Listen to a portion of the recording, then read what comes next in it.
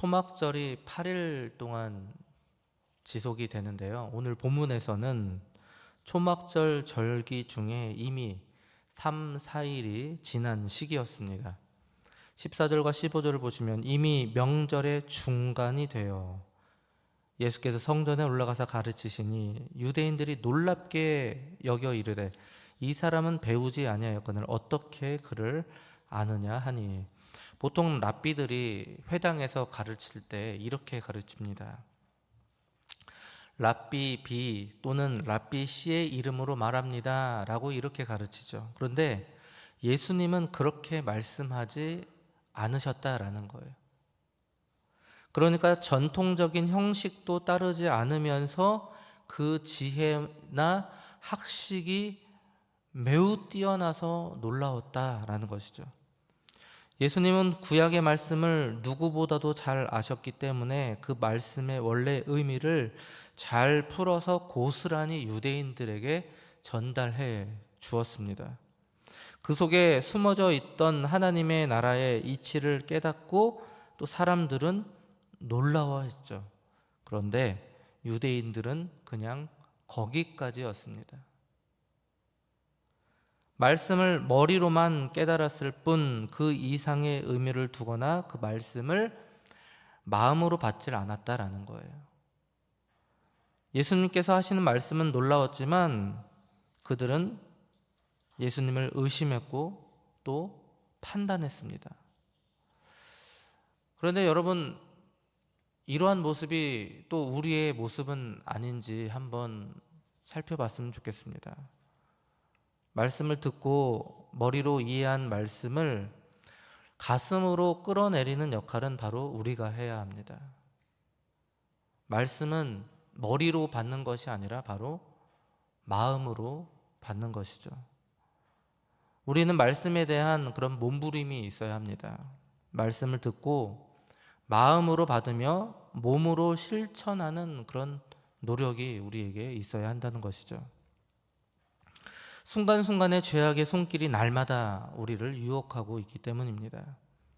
그 말씀을 나침판으로 삼아 바른 길을 걸어야 할 줄로 믿습니다. 16절과 17절을 보시면 예수께서 대답하여 이르시되 내 교훈은 내 것이 아니요 나를 보내신 이의 것이니라. 사람이 하나님의 뜻을 행하려 하면 이 교훈이 하나님께로부터 왔는지 내가 스스로 말함인지 알리라. 17절에 보시면 사람이 하나님의 뜻을 행하려 하면 이라고 되어 있어요. 행하려 하면, 그러니까 누구든지 간절히 행하는 사람은 이라는 뜻이거든요. 그러니까 하나님의 말씀을 누구든지 간절히 행하려고 하는 그런 사람은 어떤 사람이냐? 그 사람은 이 교훈이 하나님께로부터 왔는지 내가 스스로 말함인지를 안다라고 했습니다. 그러니까 예수님께서 하늘로부터 땅에 오신 그 이유는 바로 오직 성부의 뜻을 행하기 위함이다라는 거예요. 따라서 하나님의 뜻을 간절히 행하고자 한다는 말은 예수님의 사역에 간절히 동참하고자 하는 그 의지를 말씀합니다. 또한 그러한 자가 바로 비로소 예수님의 말씀에 참된 기원을 알게 된다라는 뜻이죠. 마지막에 17절에 알리라라고 했습니다. 알리라라는 뜻은 단순히 지식으로 아는 것을 뛰어넘습니다. 경험적인 지식을 말하죠.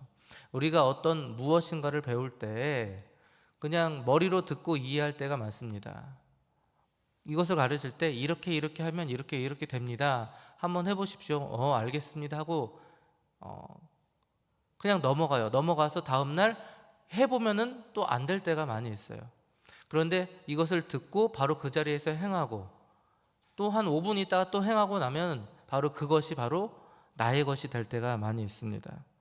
그러니까 경험적인 지식이에요. 말씀도 마찬가지입니다. 그 말씀을 우리가 듣고 마음으로 받아서 말씀을 몸으로 실천할 때 비로소 그 말씀이 우리의 것이 된다라는 것이죠. 즉 하나님의 그 뜻을 행하고자 하는 그 의지로부터 나오는 경험적 지식을 말합니다. 무한하신 하나님과 조화를 이루기 위해서는 바로 인간의 의지적인 순종이 반드시 필요하다라는 것이죠. 우리는 직접 하나님의 뜻을 실천해야 됩니다. 우리는 행하는 사람이 되어야 하죠. 그래야 하나님의 뜻을 비로소 알 수가 있습니다. 백문이 불여일견이죠. 그런데 백견이 불여일행이라는 것이죠. 오늘 하루도 말씀을 실천하면서 그의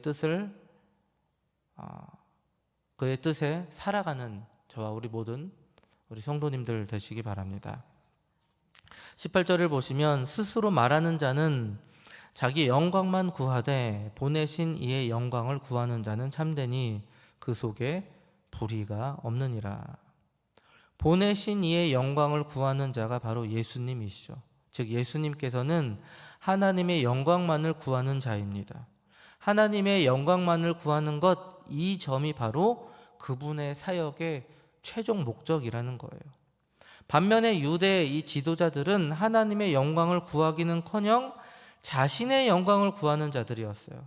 그리고 하나님의 뜻에 부합되지 않는 그런 불의한 삶을 살아가는 그런 자들이었습니다. 또 마찬가지죠. 우리도 이 말씀을 빗대어서 한번 자기 자신을 비춰보면 하나님의 일을 한다고 하지만 때로는 우리가 하나님의 영광을 구하는 것이 아니라 우리 스스로의 영광을 구할 때가 참 많이 있다라는 거예요. 우리가 맡은 많은 사역을 하면서 내가 맡은 이 사역이 정말 잘 됐으면 좋겠다. 부응했으면 좋겠다. 그런데 많은 사람들이 내가 하는 것을 보고 알아줬으면 좋겠다. 많은 사람들이 내가 하는 일을 인정해 줬으면 좋겠다. 라는 그런 인정받고 싶은 그 욕구가 사람들로 인정받고 싶은 욕구가 있다라는 거예요. 하나님으로부터 인정받고 싶은 욕구가 아닌 사람들의 눈에 띄고 싶어하는 욕구가 우리들에게도 있다라는 거예요. 좀 더 눈에 띄고 거룩해 보이는 그 사역을 감당하면서 때로는 사람들로부터 칭찬받고 싶어하는 그런 욕구가 우리들에게도 있다라는 것입니다. 우리는 때때로 하나님의 뜻을 생각하면서 하나님의 뜻과 그분의 뜻에서 그분의 생각에서 한참 벗어난 그런 생각을 하면서 또는 그러한 삶을 살아가면서 또 잘못된 길을 갈 때가 참 많이 있죠. 하나님의 말씀을 들어도 그 본연의 소리에는 귀담아 듣지 않고 듣고 싶은 메시지만 또 듣고 싶을 때가 많이 있다라는 거예요. 또는 듣기 좋게 우리 안에서 그 말씀을 스스로 재해석하면서 들을 때가 많이 있다라는 것입니다. 참된 메시지를 그대로 참되게 듣고 마음으로 새기는 것이 중요합니다. 하지만 무엇보다 그 말씀대로 순종하며 살아가는 것이 가장 중요하다라는 것이죠. 이어서 예수님께서 안식일에 38년 된 병자를 고치십니다. 그리고 이 일 때문에 유대인들은 율법을 어겼다고 예수님을 맹비난하죠. 21절을 보시면은 예수께서 대답하여 이르시되 내가 한 가지 일을 행하매 너희가 다 이로 말미암아 이상히 여기는도다. 예수님은 그들에게 안식일에도 할례를 행하지 않느냐라고 되물어요. 이렇게 안식일에 율법을 어겼다고 계속 비난하고 있으니까 유대인들에게 다시 질문을 하는 것입니다. 당신들은 안식일에 할례를 행하지 않습니까? 이것도 율법을 어기는 거 아니에요? 맞죠? 할례는 하나님과 맺은 약속의 표시라서 그들은 이렇게 이해합니다. 안식일에도 시행될 수 있습니다 라고 자기 스스로 해석하는 거죠. 그러니까 율법과 율법이 서로 부딪힐 때 그들이 스스로 그것들을 해석하는 거예요. 하나님께서 그렇게 하라고 말씀하지 않았지만 유대인들은 그것을 자의적으로 해석합니다. 사람들이 해석해서 판단해서 율법의 순위를 매겨요. 누가 했어요? 유대인들이 했어요. 하나님이 그렇게 하라고 한 것이 아니라 유대인들이 스스로 판단해서 그렇게 정한 것입니다. 그러니까 중요한 의미가 있으면 안식일에도 행해졌던 것이죠.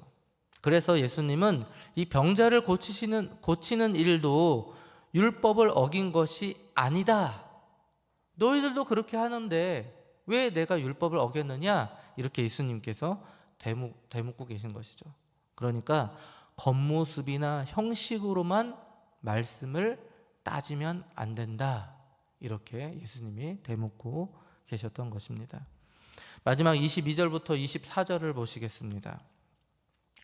모세가 너희에게 할례를 행했으니 그러나 할례는 모세에게서 난 것이 아니요 조상들에게서 난 것이라. 그러므로 너희가 안식일에도 사람에게 할례를 행하느니라. 모세의 율법을 범하지 아니하려고 사람이 안식일에도 할례를 받는 일이 있거든. 내가 안식일에 사람의 전신을 건전하게 한 것으로 너희가 내게 노여워하느냐? 외모로 판단하지 말고 공의롭게 판단하라 하시니라. 율법의 진짜 목적은요, 여러분, 사람에게 있습니다. 율법의 진짜 목적은요, 사람이에요. 사람이 최우선입니다. 사람을 살리고 돕는 데에 있습니다. 하지만 사람들은 점점 형식만 중요하게 여기게 된 것이죠. 너무나도 안타깝게도 오늘날 우리가 또한 유대인들의 할례처럼 여겨졌던 이 특권이 우리에게도 있는 것 같습니다. 뭐냐면 조금 제가 이렇게 과장돼서 표현을 하자면 단순히 일주일에 한 번 예배에 참석하고 그냥 자리에 의자에 앉았다가 일어나는 단순한 그런 세레모니와 같은 것으로 내가 하나님의 자녀, 하나님의 백성이 될 수 있다라는 마치 그런 특권의식이 우리에게 있는 것은 아닌지 한번 생각해 봤으면 좋겠습니다. 그러나 그런 특권의식은 어디에도 존재하지 않습니다. 하나님은 오늘날 우리에게도 말씀하셨습니다. 말씀은 머리로 받는 것이 아니라 몸으로 받는 것이다. 그리고 우리의 손과 발로 순종하며 실천했을 때 그 말씀이 바로 비로소 우리의 것이 된다라는 것이죠. 오늘 하루도 우리가 받은 그 말씀을 머리가 아닌 마음으로 받고 손과 발로 실천하여 그 말씀이 진정한 우리의 것으로 되는 것을 체험하시는 저와 우리 모든 성도님들 되시기 바랍니다. 우리 같이 이 시간